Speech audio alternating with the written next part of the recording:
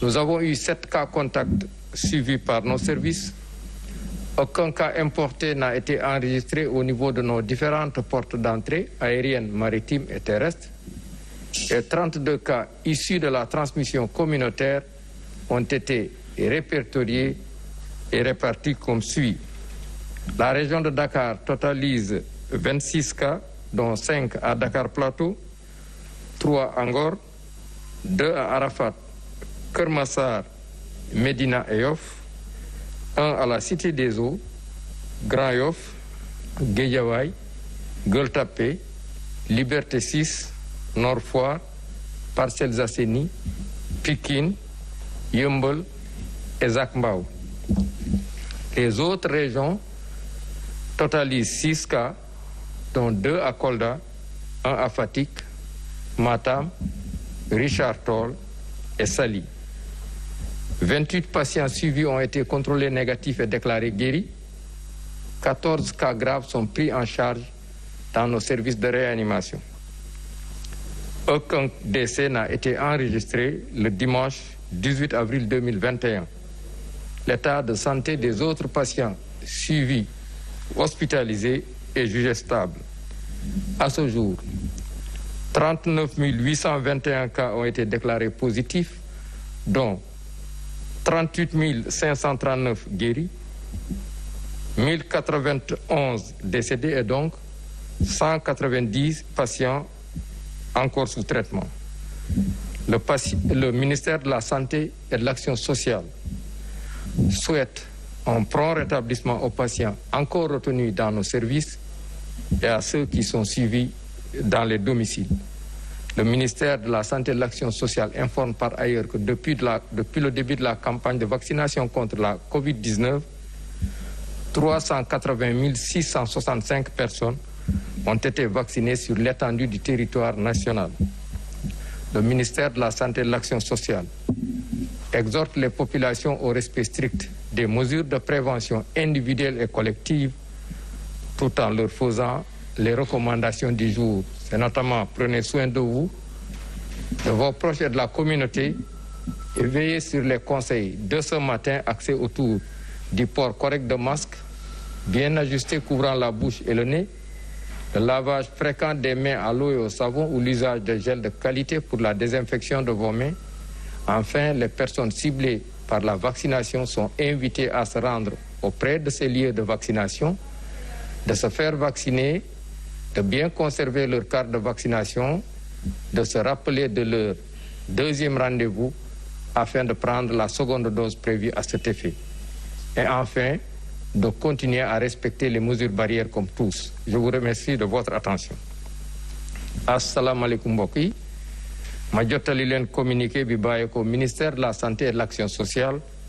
tey bésu altine fukki fan ak juróom-ñeent ci weeru avril mi ñu nekk. Ministère de la santé et de l'action sociale jot na résultat examen virologique yi may waaj a lim ci junni ak ñaar téeméer ak ñaar fukk ak benn test yi ñu def.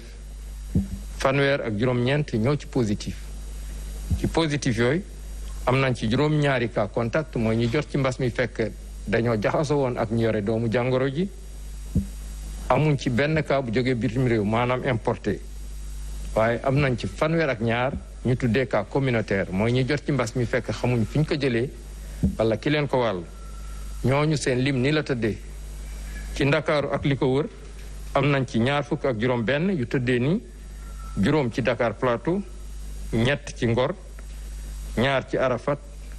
Keur Massar, Médina ak Yoff, benn ci Cité des Eaux, Grand Yoff, Guédiawaye, Gueule Tapée, Liberté 6, Nord Foire, Parcelles Assainies, Pikine, Yeumbeul ak Zac Mbao. ci région yi am nañ ci juróom benn cas yu tëddee ni ñaar ci Kolda, benn ci Fatick, Matam, Richard Toll ak Saly. ñaar fukk ak juróom-ñett si malade yu entré woon hôpital ak ñi doon topp ci kër yi wér nañu bés ni ki tey dinañu génn bés yàlla àndee. fukk ak ñeent malade ñoo nekk réanimation amul kenn ku ñàkk bakkanam bésu démb dibéer fukki fan ak juróom-ñett ci weeru avril mi ñu nekk. ñeneen ñi des hôpital ak ñi topp ci biir kër yi ñu ngi am tan. ci bésu tey dalee ko ci kaa bu njëkk ba Sénégal wàññi na fanweeri junni ak juróom-ñeent ak juróom-ñetti téeméer ak ñaar fukk ak benn ñi nga xam ne ñoo jot ci doomu jàngoro ji ci ñooñu fanweeri junni ak juróom-ñett ak juróomi téeméer ak fanweer ak juróom-ñeent wér nañ ci junni ak juróom-ñeent fukk ak benn ñoo ñàkk seen bakkan mu des téeméer ak juróom-ñeent fukk si lalu hôpital yi wala ci loxo docteur yi ministère de la santé et de l'action sociale mu ngi ñaanal ñooñu des hôpital ak ñi nga xam ne ñu ngi leen topp ci biir kër yi yàlla may leen tan ba ñu génn ak jàmm ministère de la santé et de l'action sociale mu ngi woo askan wi ñu gën a sàmmonte ak digle yi ñu joxe bés bu nekk waaye balaa boobu ñu xamal leen tamit que bi campagne de vaccination bi dooree ba léegi ñu jot a ñàkku ñu ngi toll ci ñetti téeméer ak juróom-ñett fukki junni yu teg juróom-benn téeméer ak juróom-benn fukk ak juróom ministère de la santé et de l'action sociale mu ngi woo askan wi ñu gën a sàmmonte ak digle yi ñuy joxe bés bu nekk di leen wax na ngeen aar seen bopp aar seeni njaboot aarale askan wi di bàyyi xel ci mbir bi di sol seeni masque ni mu waree masque dafa war a muur gémmiñ ak bakkan di raxas seeni loxo saa su nekk ndox ak saabu wala di jëfandikoo gel yu ànd ak qualité nit ñi nga xam ne tamit ñoom la ñu jagleel ñàkku yi nga xam ne moom la ñu xeex pour xeex mbas mi ñu ngi leen di ñaan bés bu nekk ñu dem ci bërëbu ñàkkukaay yi bu ñàkkoo ba pare nañu denc seeni carte de vaccination bañ a fàtte rendez-vous pour tollanti ñaareelu dose bi waaye nag nañu wéy di continuer di sàmmonte ak digle yi ñuy joxe bés bu nekk ministère de la santé et de l'action sociale mu ngi leen di sant di leen gërëm wasalaam.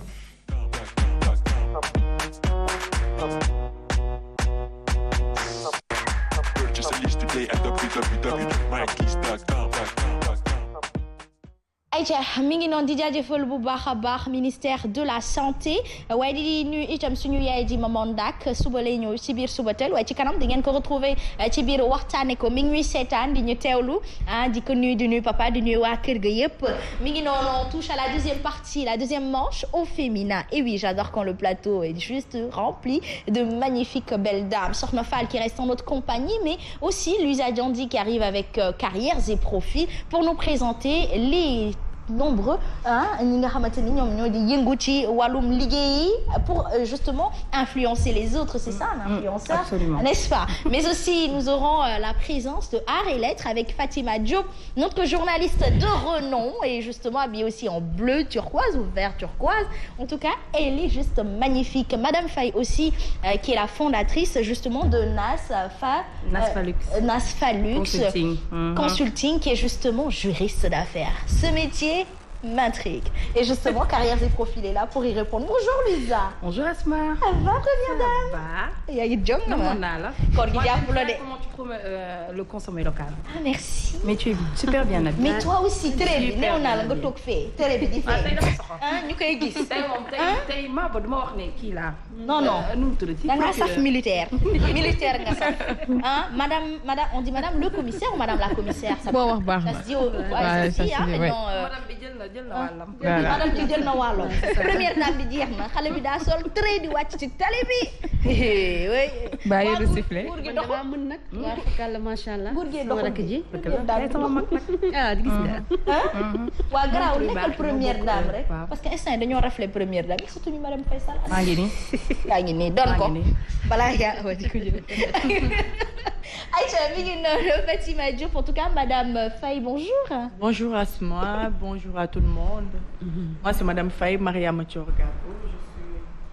Je suis très heureuse aujourd'hui d'être là, de partager le plateau avec vous.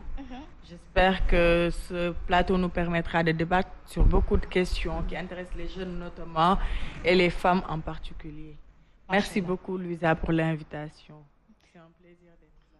Oh, elle est toute douce. Ah oui. bopp bu feesee. billaay buy wax dal rek nga def doo mel ni man mi bëri bruit. Aïcha Fatima Diop moom lay ziar di ko Bonjour Fatima Diop. Bonjour Asma, c'est toujours un plaisir de partager le plateau avec vous tous, machallah, et également di dalal jàmm gan gi, machallah, comme tu l'as bien dit, machallah, elle est vraiment douce et neex déglu également. Di nuyu la première dame nekkee fële sama gauche, mais également sama magu xol di Soxna Fall, di leen nuyu bu baax a baax, surtout mbokku téléspectateurs yu Sen TV yëpp, comme nu ñu koy defee rek saa su ne altine bu jot ñu daal di ñëw indil leen li gën a fës ci wàllu actualité jëmale ko ci wàllu caada ak cosaan. mi ngi noonu, merci beaucoup de nous rappeler nos racines ndaxte identité wu nit moo di culture am waaye modernité dafa koy may opportunité mu mën a ko exprimer dafay am solo lii moo tax joindre l'utile à l'agréable fii lañ koy amee ci la chaîne leader di la Sen TV. Mi ngi noonu, alors sur la toile, est-ce que vous allez bien? Vous êtes prêts? Parce qu'il y a que des femmes autour de moi là et ça va barder. Mi ngi noonu, dañ koy tàmbale carrières et profils. On fait place justement à Louisa Diandi mu dalal gan gu màgg gi nga xamante ni jigéen la boo xamante ni dafa am jom xam li nga xamante ni moom moo di yitte am ko te itam am yitte ci askanam dafa am solo. Moo di madame Faye mi nga xamante ni moom la ñuy dalal tout de suite dans carrières et profils.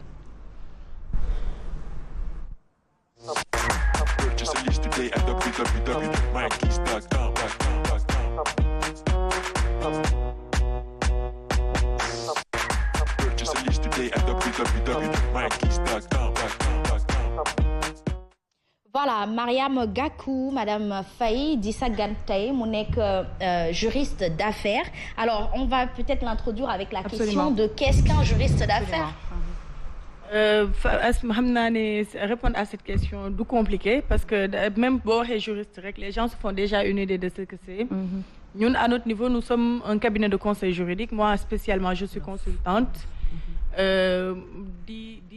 di conseiller nit yi si lépp loo xamante ne ay procédure la di leen conseiller également si seen droit seen acte ak seen yelleef notamment si bépp domaine dañuy intervenir en matière de recouvrement mooy ñi nga xam dañ leen di amel xaalis d'habitude ñu bëgg ko recouvrer di intervenir en matière de droit de la famille en termes de conseil et d'assistance di intervenir sur beaucoup de choses en litige individuel de travail. On accompagne d'habitude ñi nga xam ne dañuy liggéey buñ jotee d'habitude ak seen employeurs yi wala sax bu avant ñuy signer seen ay contrat ñu wax leen seen ay yelleef bu ñu leen liiralee contrat yi dafa leen ay gestion de risque di leen wax moytu leen lii def leen lii.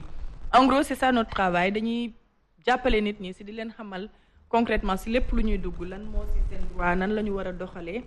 ba ëllëg daal lépp loo xamante ne daf leen di gàllankoor wala indil leen ay problème si seen liggéey ñu épargner leen ko dès le début. Loolu la ñuy wax le plus souvent gestion de risque. Dañ leen koy defal on fait la prévention du conflit jàppale leen si beaucoup de choses. Li ñuy intéressé wu daal au sein de Nasfalix bëri na. Il y a beaucoup de branches dañuy def ay évaluation ay convention di def ay rédaction de contrat et tout. Voilà, comme boo leen naree signé benn contrat par exemple mën nañ ñëw xoolal leen lan ngeen si war a moytu lan ngeen war a renégocier yan partie ngeen war a dindi si contrat bi lan ngeen si war a rajouter. Et je pense que c'est important le plus souvent loolu nag moom mooy manqué le plus souvent au Sénégal et je pense qu'il va falloir sensibiliser les gens davantage. Pourquoi voulez-vous que je me taise? Ce slogan, sacré slogan. Et pourquoi les gens voudraient-ils que vous vous taisiez? Voilà, effectivement, moi j'ai créé ce concept. En fait, xam naa ne que dama ko jël sax. C'est depuis que je suis à l'université. On avait créé un cercle de jeunes panafricanistes. Donc on avait l'habitude de dire Ubuntu, di wax je suis parce que nous sommes. Voilà, on avait l'habitude de dire comment voulez-vous que je me taise et comment voulez-vous que je me soumette. Juste pour dire que parce que nous sommes une jeunesse africaine, il faut pas qu'on accepte tout et n'importe quoi. Absolument. Quand il y a des choses yoo xamante ne on doit les revendiquer. Kaas ko wax ko, je ne vois pas de raison pour que ñu noppi. Amul suñu intérêt personnel bu war a tax ñu noppi. Quand il y a des situations que nous rencontrons mu wóor ñu que ni lii normalul waruñ ko dund, on dit et comment voulez-vous que je me soumette. C'est-à-dire dañuy écarter tout ce qui est soumission, tout ce qui est mutisme, lépp loo xamante ne dañ ko war a yuuxu crier ko ñu dem yuuxu ko fu mu ko waree avec la bonne manière, avec discipline et beaucoup d'intelligence, je pense. Et pour man looloo gën a indi suñu slogan bi. Et comment voulez-vous que je me taise? Et comment voulez-vous que je me taise? Louisa, je te passe la manche. suñ ko tey jii en tant que femme bu ñu ko déggee ñuy wax dañuy am mbégte bu rëy rëy. te ça nous pousse aujourd'hui à vous demander madame Faye ci ban université nga jàngee ban cursus nga def pour ñu xam également jigéen ñi nga xamante ne ñoo ñu seetaan ñu dañuy pousse jigéen ñi nga xamante ne ñoo ngi jàng et que choisir guñu cursus tey jii nekk juriste en tant que femme mën leen en fait animer mën leen xëcc tey jii boo waxee tey ji peut-être sa jaar-jaar ñu xam brièvement également naka parce que tamit ku dégg ñuy wax tey ji mën nga nekk université mën nga jàng nekk di xarañ ci comme par exemple y a beaucoup de juristes mais aujourd'hui du ñëppay jël parole du ñëppay wax et tout le monde n'a pas cette facilité en fait d'expression ou bien de yaatal ci nga xamante ne mooy sa liggéey donc baax na nga wax ñu tuuti ci sa cursus. Voilà, bon, fii laa jàngee Lamine Gueye de Dakar parce que moi je suis née et j'ai grandi à Dakar donc Lamine Gueye laa nekkoon fa laa amee sama bac depuis 6e ba terminale j'étais au lycée Lamine Gueye de Dakar donc ba ma amee bac avec le système Campus Sène c'était pas évident parce que dama xëy rek on m'a orienté à Ziguinchor malgré que xaw ma foon kenn en fait et je me suis réveillée un bon jour gis sama tour à l'université de Ziguinchor. Donc lenn rek moo ma motivé woon mooy que faculté de droit lañ ma yóbbu et c'est ce que j'ai toujours voulu loolu laa mosoon bëgg. Donc au début dama ne woon sama yaay je vais pas y aller et tout mais après bon ba ma toogee xool ma ne moi su ma demul lycée université Assane Seck plutôt damay dem ci école privée alors que moi j'ai jamais étudié dans les écoles privées et wóoru ma ne que moyen dina fi nekk pour que tous les mois ma mën a am lu ma ko fayee. Et donc j'ai préféré y aller ce que je n'ai pas regretté parce que j'ai adoré l'université Assane Seck de Ziguinchor foofu. Pratiquement première année ba master 2 foofu laa ko defee. Donc j'ai eu un cursus pas très compliqué en fait voilà j'ai fait mes cours normalement validé sama année normalement et foofu également am na leadership bu ñu ma fa jàngal. Donc ba ma fa nekkee dès ma 2e année bon amoon na benn amicale des étudiants en droit des affaires que j'ai eu la chance de diriger dès ma 2e année. Après bon j'ai intégré le club OHADA de Casamance de l'université ma nekk fa présidente de la commission scientifique ba may def 3e année également ma représente université bi au niveau du concours national de l'élite en droit OHADA j'avais eu le prix du meilleur plaideur et donc ñu jël ma fa yóbbu ma au concours international ak benn étudiant Gaston Berger ak beneen étudiant UCAD on a formé l'équipe du Sénégal il y avait des pays d'Afrique concours international en génie en herbe OHADA foofu également j'ai eu la chance d'être meilleur plaideur du concours et meilleur plaideur de la finale j'avais une double distinction et comme dama bëgg plaider bëgg wax bëgg kii c'est ça les femmes sama loolu daal moo ma gën a voilà leadership bi loo xamante ne la je l'ai toujours voulu en fait man musuma nekk fenn croiser les bras dama mës a bëgg à chaque fois qu'il y a quelque chose man ma dem bokk si ñuy jiite ñuy diriger et je pense que ça m'a beaucoup aidé si li may liggéey quoi. jom boo ko amee nga ne. doo daw doo randu doo pousse doo ragal. ba pare Asma juste une question dafa tudd sànq lu am solo. mu nekk actualité muy amicale. mu nekk ci université yi. aujourd'hui tey dafa il convient en fait de sauvegarder li nga sacralité wu li nga xamante ne mooy amicale yi ñuy former ci université yi ñuy wan ne quand même c'est des amicales yoo xam ne day permettre tey jii ñuy booster ñuy créer ay leaders di faire éclore en fait. et dans le bon sens dans le bon sens. les leaders dans le bon sens surtout que li ñuy gis tey ay xeex xuccoo intérêt en fait primé alors que boo nekkee université temple du savoir li nga war a ut mooy xool tey jii li nga xamante ne mooy sa talent en dehors de études yi ngay def mu valoriser ko. Elle me rappelle le slogan en personne de Gëm sa bopp.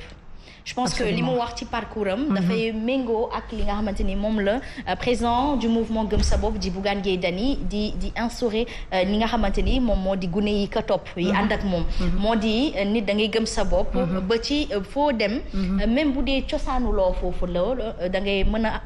jiite te mën a ñaax ña ca des parce que nag dem ba ci université jamono ji xeex ak xuloo ngaayoo pëccxoo bi nga xamante ni moo fa am dëgg la naam am na ñenn ci ñoom nga xamante ni dañoo xam li leen tax a jóg di jàng ba tey di raw seen ay mas di raw seen ay morom waaye liñ ci gën a ràññee ak li ci gën a fës moo di pëccxoo bi ci ëpp bi fa nekk alors que c'est un temple du savoir ndaxte am na loo xamante ni boo ko travaillé wul ci yow du feeñ ci tey jii nii nga xamante ni moom mooy l'opportunité ou le moment d'exercer tey jii bu leen ko déggee ci waxam kooku amuloon temps caaxaan de amuloon temps teesante amuloon temps politique waaye tey jii waaw mat na am na bagage am na background bu doy pour mu mun a sax nag jiite tey benn mouvement wala sax nag di woo jigéen ñi wala di sax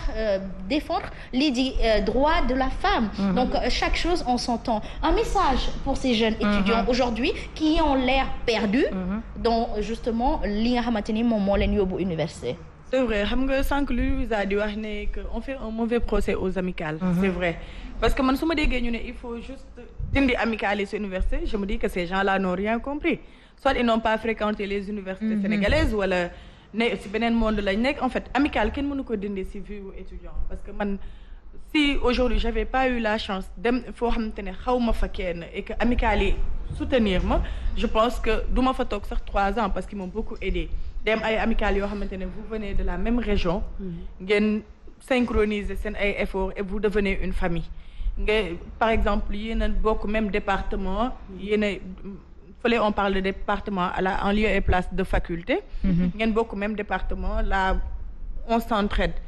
ba si ay ticket resto des fois quand ça marche pas amical yi ñoo koy maye. mooy seen wareef. mooy seen wareef. voilà mais dugal yeneen yu ci bokkul. c'est vrai xam nga politique également li ñuy wax rek dafa am même dans si benn quartier tey boo leen nekkee ngeen màggandoo et tout il suffit que ngeen am ay divergence politique rek dañuy sentir ñagas seen diggante. parce que façon bi ñuy defee politique moo demee noonu. c'est-à-dire que la source du problème du amical yi la source est comportementale. ñun nan la ñuy concevoir la politique comment on concevoir l'adversité. c'est-à-dire on peut avoir des opinions différentes et pourtant bu ñu nekkee même amical ñu jël suñu mbubbu politique yi teg ko fële et pourtant voilà ñu am cohésion. juste pour savoir que avant tout avant d'être de tel ou tel parti, nous sommes tous des Sénégalais. Justement. Et il faut savoir faire ce culte-là du patriote. Il faut faire ce culte-là du citoyen sénégalais. Il faut faire ce culte-là de l'unité sénégalaise. C'est important. Il ne faut pas qu'ils perdent le nord. Manam, jaxaso bi ci sen bir warut ndaxte politique luy dem la. te sax nag du liggéey il y a pas un rôle on peut pas qualifier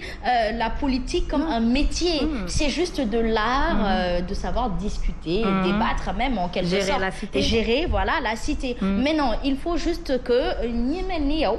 daal di gën a wax ak askan wi bu defee daal di gën a wax ak gune yi daal di dem sax ci université je pense c'est important que les anciens des amicales des universités problème bu amee war nañ mën a am benn kuréel boo xamante ni dañuy ànd ñoom daal di dem ci gune yi waxtaan ak ñoom je pense que ce serait très bien d'avoir ces ateliers là avec ces jeunes là ils ont l'air perdus c'est vrai parce que université moom li la fa mën a perdre loo dafa bëri c'est-à-dire bu nekkul affaire amicale mu ngi nekk leneen aujourd'hui da ngay dem pour valider sa année yi sax yaa ngi xalaat tout et n'importe quoi de sorte que sa jàng sax dafay compliqué et quand tu as des gens yoo xamante ne modestement tu peux les prendre comme des exemples c'est-à-dire que duñu réussir seen vie de façon extraordinaire mais de par leur parcours mën nañ la accompagner aider la ne la quand tu fais telle chose mën nga si maytu si lu bëri et je pense que c'est important de promouvoir le citoyen sénégalais voilà buñ tu indil yeneen modèle en fait tey aujourd'hui quelqu'un boo xam ne il n'est pas millionnaire mais qui a réussi parce que la réussite n'est pas forcément pécuniaire on peut réussir parce qu'on est un modèle tey nit bu la gisee dina ne pourtant elle était à l'université de Ziguinchor regardez-la maintenant mu ngi wax mu ngi kii ça c'est une réussite en fait même si à côté amoo 100 francs amoo 200 pour moi c'est moins important du moment que da ngay dem université nga wax étudiants yi ce qui parce que la réussite est également comportementale quand tu as un savoir-vivre quand tu as un savoir-être il faut que ñu wax li ci kàllaamay Kocc parce que étudiants yi déggatuñ nasaraan ci man ak ñoom a yem dégg nañu nag à la place de la à la place de dégg nañu quand même dañ dul mën a exprimer parce que débat les grands débats amatul dëgg la mais boo waxee xam nañ grand débat bi amatul man baccalauréat bi daaw non c'est-à-dire fii lañ ko xamee dañoo bàyyi lecture bi dañoo bàyyi lecture bi mais en tout cas li muy wax am na solo et je pense justement que commencé na déjà parce que je pense que tudde marraine woon nañ ko benn promotion wu benn école donc du coup yooyu yu mel noonu dafa baax que nit ñi di xool exactement ñan mais ñu ñëw ci a ngi wax ci jeunes yi ñu bañ a génn tuuti ci cadre bi balaa ñuy dugal question bi nga xamante ne moo intéressé jigéen ñi ci le problème de la famille des couples et tout et des divorces au Sénégal ñu ngi wax problème mu financement tey ji ñëpp a ngi kaas que financement yi nga xamante ne état mu ngi koy def jeunes yi gisuñu seen bopp entrepreneurs yi tey jii ñu xam nañ ne pour jot financement il faut que nga formaliser wu mais lan mooy qu'est-ce qui bute en fait lan mooy problème bi nga xamante ne moom la entrepreneurs yi di kii sur la création d'entreprise sur le besoin de se formaliser et de li nga xamante ne mooy jot après financement même bu dul état yi banques yi nga xamante ne moom la entrepreneurs yi mën a tey jii mën a bénéficier wu. c'est vrai xam nga système financement classique yi moom moo nécessité woon une formalisation avant même ngay jot un financement mais aujourd'hui ak financement yi nga xam ne état moom moo ko mettre en place à savoir la DER je pense que bu dee système boobu la ñu épouser amuñu raison d'être parce que aujourd'hui il va falloir que quand tu finances des jeunes que tu finances des projets ñi nga xam ne ils sont détenteurs de projets ñooñu forcément formaliser guñu parce que ils ont même pas les moyens de se finaliser de se formaliser am na formalisation yi nga xam ne ça nécessite pas de moyens par exemple pécuniaires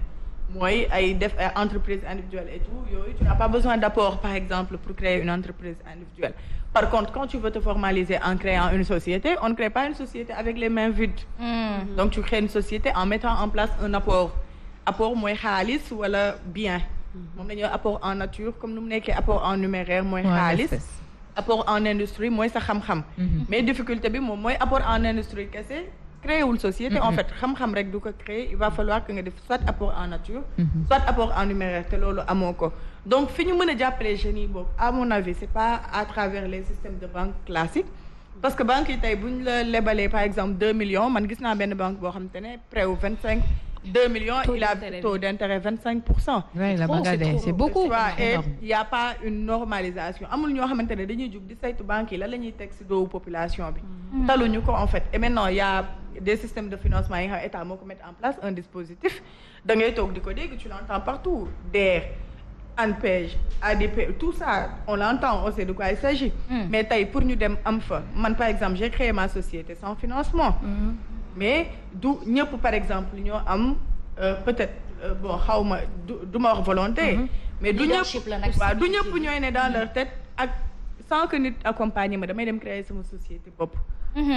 et loolu la ñu war a xool avec les systèmes de financement yi nga xamante ne moom lañ fi teg nekk c'est pour résoudre le chômage endémique des jeunes. il va falloir tenir en compte certaines réalités les adapter ci ñun jeunes yi la ñuy dund en particulier essayer de nous accompagner avec ça. justement c'est très important. mais sans que il faut que ñu delluwaat à la source. mooy li nga wax noonu nga ne mbir mi réussite duut ne rek da nga yor koppar. waaye réussite mi ngi ci comportement maanaam ci jëfin ci jukko ci doxalin nit ñi gune yi dañu war a gën a bàyyi xel loolu lee parce que léeg-léeg nit dina réussir ca koppar nga dégg fi mu jaar ne àccam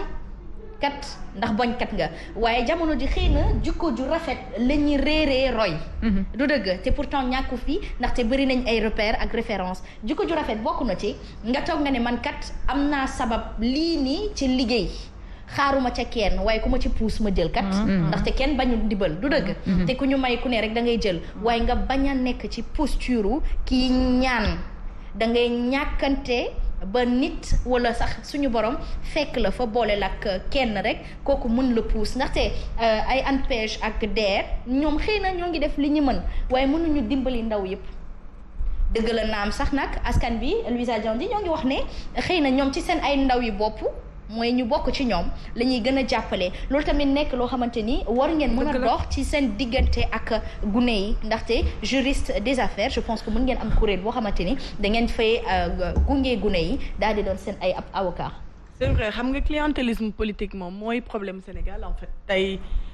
peu importe politique publique yi ñu teg en place yëpp soo xoolee li ñëpp di décrier mooy clientélisme politique. sauf que quand on met en place un dispositif lan lañu lay njëkk a wax mooy que lii de boo bokkul tel parti doo si am. et pourtant malheureusement wax bi moo nakari mais mooy réalité bi en fait. et ça on le vit ñun nous sommes des Sénégalais demuñu France ñu ngi toog Sénégal on rencontre ce genre de difficulté aujourd'hui da ngay nekk sur tel kii beaucoup de choses yow lay gën a yomb pour yow que pour keneen. et pourtant ça du loo xamante ne la dans les normes noonu la waroon demee parce que aujourd'hui du moment que tu es sénégalais rek ça veut tout dire. ça veut tout dire tey waruñu sax par exemple nga nekk benn ñu jox la benn institution boo xamante ne da ngay financer ngay toog ci ay plateau di wax ne financé naa ku nekk Pastef ku nekk Y'en a marre ku nekk nii. ça c'est méconnaître ton rôle. parce que aujourd'hui boo xasee dem toog ci benn institution summil sa casquette politique ne fait pas de différenciation. jabootal ñëpp uufal ñëpp. voilà droit dañuy wax ne ublex not distinguer nec nos distinguere debemus il ne faut pas distinguer là où la loi ne distingue pas c'est le même principe qui s'applique. bul distinguer là où le Sénégalais lambda ne doit pas distinguer. aujourd'hui mënoo nekk tey ñu jox la yenn structures yi nga toog ne. financé naa Luisa financé naa telle personne et pourtant Sen TV lañ nekk c'est pas ton rôle. aujourd'hui tu finances un Sénégalais et c'est tout. absolument waaye et pour man loolu tamit day gën a semer le doute dans la tête des gens parce que dañuy ne ñii bu ñu demee ba financer quelqu'un de Pastef rek ça veut dire que def nañ lu extraordinaire alors que c'est le principe, c'est pas l'exception. Et même ils montrent à quel point eux-mêmes ils sont perdus vis-à-vis d'eux-mêmes parce que ki nekk Pastef yi bu dee def nga distinction sa diggante ak moom rek dafa fekk ni jàppatoo ko Sénégalais et c'est pour ça que loolu di déteindre ci suñu gune yi nga xamante ne moom mooy ndaw yi suba di yaakaar yi suba soxna Fall ndaxte gune yi dañuy distinguer léegi Pastef ak sangam léegi di approprier wu lool au lieu de s'approprier le Sénégal te loolu Sénégal moom la ñu am quoi amuñu leneen parti yi fi nekk Sénégal a tax mu mun a am kon nag képp kuy défendre le Sénégal je pense que yow boo wàccee plateau gi tey dañu lay boole ak waa gëm sa bopp ndaxte dañ ko fay yóbbu ndaxte ñoom bokk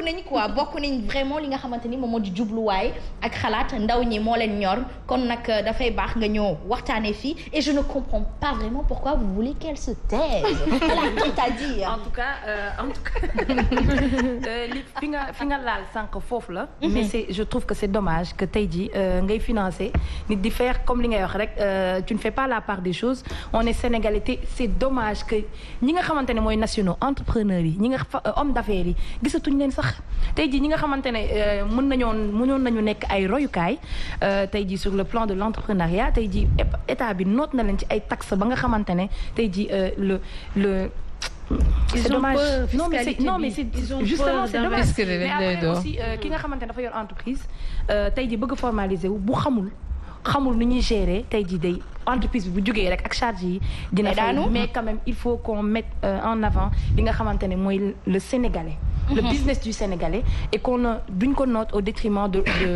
du business de l'étranger moo tax Louisa c'est très important li nga wax léegi nii par rapport ak loolu donc c'est important ñu recevoir ces genres de personnes pour également ñi nga xamante ne tey dañuy toog di seetaan il y a beaucoup de jeunes qui nous regardent tey jii bu ñu déggee li nga xamante ne tey jii moom la wax expliquer ci façon yi nga xamante ne war nañ fa mën a jaare ñoom itam dinañ am tey jii benn background boo xamante ne dinañ leen permettre ñuy dem vers ces gens-là vers ces personnes yi nga xamante ne tey yàlla may na leen xam-xam bu nga xamante ne war nañoo mën a taxaw et bu ñu ko waxee aussi nit ñi dinañ ci jël njëriñ donc c'est vraiment important et félicitations encore parce que on a besoin de ça on a besoin des personnalités yoo xamante ne elles sont là plutôt pour ñi nga xamante ne ñoom ñoo di askanum Sénégal dafa am solo ñu weggante ci suñu biir fonkante ci suñu biir te amuñu lu sut suñu bopp du dëgg ndax Sénégal moo ñu ñor yéen ñii nga xamante ni yàlla dafa dogal nag ngeen nekk ci boppu nguurum réew mi da ngeen war a góorgóorlu gëstu askan bi ak néew di doole gi moo leen di may kàttan nit bu la yàlla joxee lépp da ngay ñàkk kiñaan te bàyyi leen nag xaaj ak seen gi ndaxte kumba am ndey kumba amul ndey histoire bi yépp xam nañ ni fin bi kumba amul ndey bi la yàlla faral kon nag nit da ngay góorgóorlu ba yàlla faral la MD nee na ay cax kon ma ay cax boog am dundu laa koy wax ndax dama bëgg mu guddoo fan jooba jubba jol màkka ku den nag Maba Jaxu Ba da ngay gudd fan nag dëgg la ok mi ngi noonu Louisa Diandé ñu di la jaajëfal bu baax a baax mais très rapidement dañuy dugg rek ci fànn bi nga annoncé moo di que mbirum jigéen yi foyer yi ak yelleef jigéen yi ci diggante ànd bu ñu àndoon ci ab sëy tàqali ko yàlla ko dogal waaye nag sit na ko kon góorgóorlu leen ci seen sëy yi ba tas du am waaye tas mara dee am si bu amee ba noppi gis nañ ne jigéen ñi dañ ciy loru bu baax a baax ci surtout problème de papier yi donc bëgg nañ nga wax ñu l'importance du certificat de mariage et l'importance aussi d'aller jusqu'au bout et d'avoir son certificat de divorce ak problème majeur yi nga xamante ne vite fait la nit ñi di yenn jigéen di jànkonteel. waaw c'est vrai xam nga man je vais vous faire une confidence man ba may créer Nasfalux Consulting l'idée n'était même pas di def droit de la famille biir Nasfalux en fait amoon naa en tête yeneen surtout j'avais beaucoup plus l'idée de mettre en place benn société boo xam ne dina accompagner nit yi sur des formalisations sur des procédures administratives et tout mais maintenant xam nga des fois quand tu es dans une société am na yenn réalité yoo xamante ne da lay interpeller que nga bëgg ko wala nga bañ ko moi je suis très active sur Facebook je suis sur beaucoup de pages yoo xam ne famille dañ si nekk et le plus souvent je voyais que nit yi même problème la ñuy am dañuy ñëw di expliquer ay problèmes de mariage des choses yoo xamante ne si man juriste c'était terre à terre en fait dans ma tête damay ne mais nit nan la mën a laajtee lii tu vois et je me rendais compte que ne loolu la ñuy gën a laajte man en fait li ma waroon liggéey sax nit ñi liñ koy laajte bëriwul parce que dans leur tête ay formalisation et tout beneen affaire la le système classique la ñuy jël informel et tout et maintenant ba ma nekkee sur ces réseaux là à chaque fois bu ma gisee nit am un problème comme man je ne me tais jamais et damay dugg automatiquement je dis à la personne est-ce que vous pouvez m'envoyer un message en inbox wala ma tontu la jox la réponse wala ce que j'estime être la solution juridiquement. Après je voyais que j'avais beaucoup de retours derrière nit ñi dañ may bind message ci ginnaaw di ma ne dama suivre tey sa tel commentaire man je traverse la même situation. Il m'est arrivé une fois ma def une publication sur la garde de l'enfant balaa may tëdd 4 heures du matin jot na tellement j'ai reçu des messages en inbox. Dans ma tête ma ni pourtant moi j'ai un cabinet et la consultance c'est mon travail, c'est-à-dire que mën naa utiliser man sama liggéey pour sensibiliser non seulement les femmes di leen conseiller parce que mon rôle c'est de conseiller et d'accompagner. Léegi ma ne femmes yi xaaral ma ñëw di leen conseiller en droit de la famille parce que c'est quelque chose boo xam ne c'est incontournable dans nos vies et loolu la ñu gën a manquer information. Donc c'est comme ça que l'idée est venue de faire du conseil dans Nasfalux Consulting. Et après bon comme li nga wax rek à travers les certificats de mariage ñun au niveau de Nasfalux Consulting nit ki bu ñëwee dinañ ko expliquer non seulement lan mooy importance su am certificat de mariage mais wax ko tamit nu mu war a jaar wala des fois nit yi dañuy nekk à l'étranger par exemple bëgg des procédures au niveau du tribunal et nous on les accompagne on les aide à avoir ces dossiers là. Tey nit ki pour que nga am un certificat de mariage lu war a tax nga am un certificat de mariage déjà mooy que tu es marié c'est la seule et unique raison. Tu es marié tu dois avoir un certificat de mariage même bu fekkente ne sa mariage ça a été mariage coutumier c'est accepté mais il faut que ça soit constaté. Il faut que ce soit constaté. nga baal ma mu wax ko wolof pour. maanaam beaucoup de femmes yoo xamante ne ñu ngi seetaan te comprendre. te comprendre luñu dëgg la maanaam buñ takkee sëy si jàkka. sëy boobu da nga war a dem pour que yoon pas mu reconnaître ko parce que reconnaître na ko mais pour que yoon xam ne sëy bi jot na am. ci yoon. mën nga ko am si religieux mooy ñu takk ko si jàkk wala si église am na. loi bi jàpp na ne sëy boobu baax na mais da leen indil nga yëgal ma ko. donc da ngay ñëw nga yëgal ko mu jox la un papier wane ne que mariage bi kat moom yëg na ko. bu ko yëgee nag loolu mooy tax tey bis boo demoon sa sëy bi nga bëgg ñaanu ma ko yàlla mu arrêté papier boobu nga koy jox pour que yoon mën ko dindi. parce que yoon bu la nangulee tamit jàkka takk sa mariage nangulu la jàkka tas. Parfait. En tout cas donc tu as besoin de ce certificat de mariage pour non seulement. yow situation yu bëri yi ngay rencontrer au Sénégal nga mën a wane inopposabilité sa mariage ci institution yi mais bis boo demee tamit ba bëgg mariage bi arrêté tu as besoin de ce document pour que juge bi mën a arrêter mariage bi. tout à fait merci beaucoup li duuf ci nag li xajul ci cin li te nag dañ ko fi indiwaat incha allah. bu ko defee maman Dak sax yaakaar naa dina ko soxla ci waxtaan. wala sax Germaine Barros wala sax que nul n'en ignore. ndaxte rubrique la voilà le droit de l'enfant yi ni mel yaakaar naa ni yow moom doo fi sàppi te doo fi gëj. kon nag merci beaucoup de rester en notre compagnie on fait place justement à Art et Lettres pour poursuivre. Avec nos rubriques, on donnera l'antenne et le micro à qui dit Fatima Diop et c'est tout de suite.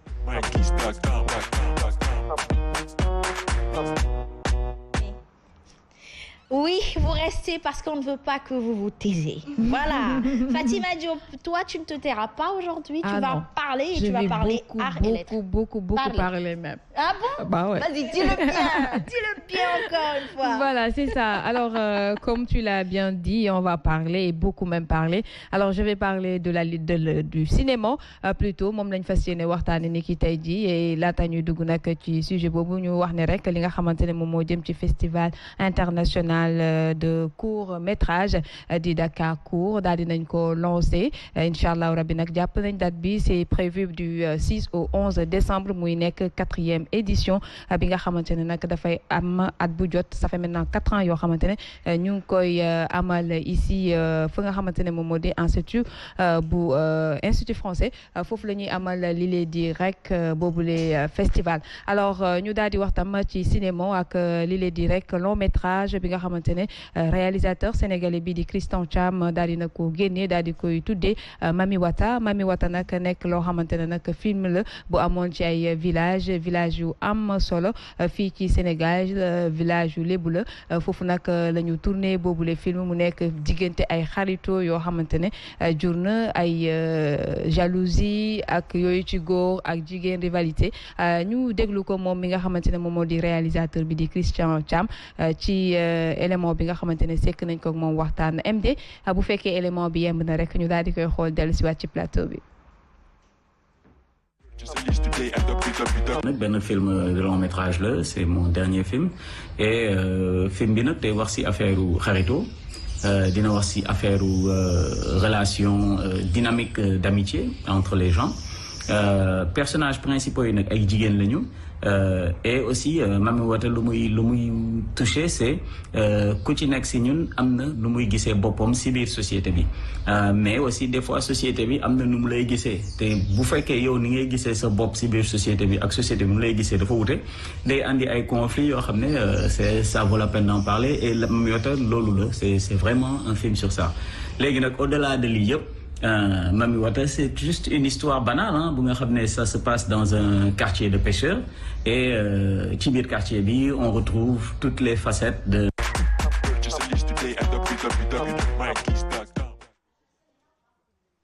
alors mu ngi noonu li nga xamante ne moom moo di rek le réalisateur bi di Christian Thiam daal di wax par rapport ak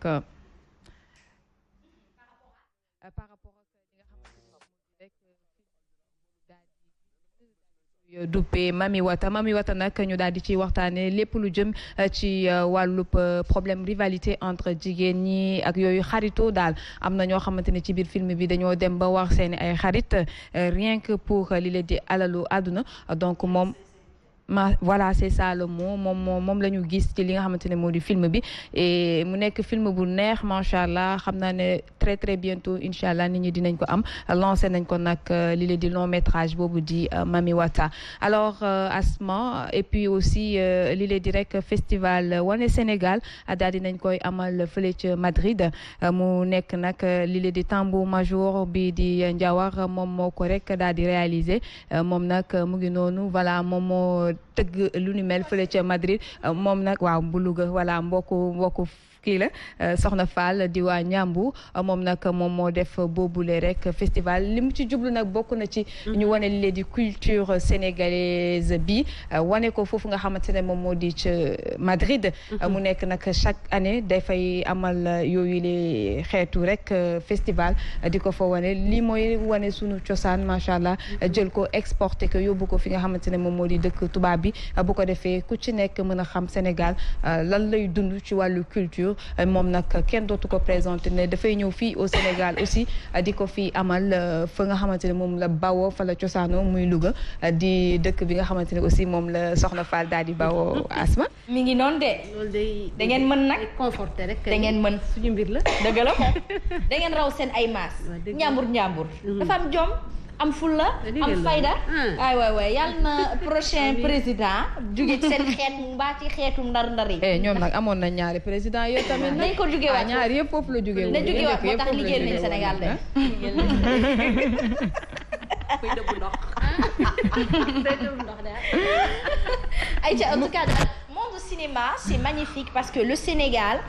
mi ngi def liggéey bu mucc ayib ca foofu boo xoolee ba ca Canal Plus war fee mën a ñëw di dem di lëkkaloo ak suñu réalisateurs yi di jël ci seen ay film te yàgg nañoo bind nasaraan si yàgg noo gëstu ni Sénégal dafa am xalima bu baax